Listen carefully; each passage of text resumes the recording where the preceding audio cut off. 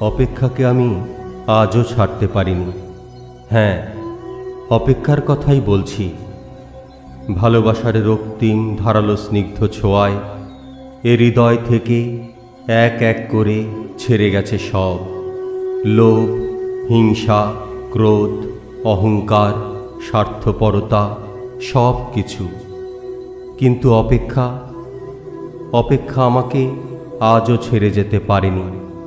আমি ভালোবাসার জন্য সব কিছু ছেড়েছি, শুধু অপেক্ষা ছাড়া।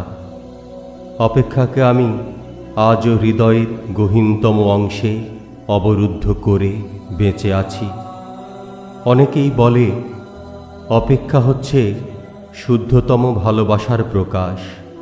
ভালোবাসতে সবাই পারে, কিন্তু সবাই প্রিয়তমার জন্য অপেক্ষা করতে পারে না। আসলেই কি তাই?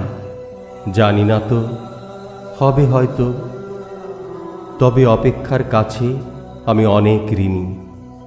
প্রিয়তমার জন্য অপেক্ষা আমাকে পাখির মতো সহজ হতে শিখিয়েছে, শিশুর মতো অনাবিল হতে শিখিয়েছে, আকাশের মতো বিশাল হতে শিখিয়েছে, ফুলের মতো স্নিগ্ধ সুন্দর হতে শিখিয়েছে।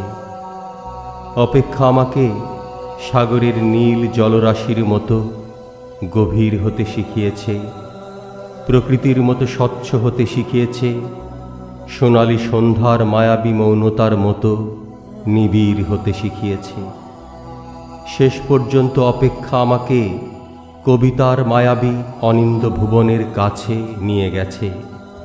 হৃদয়ের মধ্যে প্রতি মুহূর্তে অপেক্ষাকে পুষে রাখা কি কঠিন, অথচ আমি সেই কাজটি করে যাচ্ছি প্রতি মুহূর্তে কি নিদারুণ আনন্দের সাথে। আহ, অপেক্ষা, তুমি কত বেদনার্দ্র সুন্দর।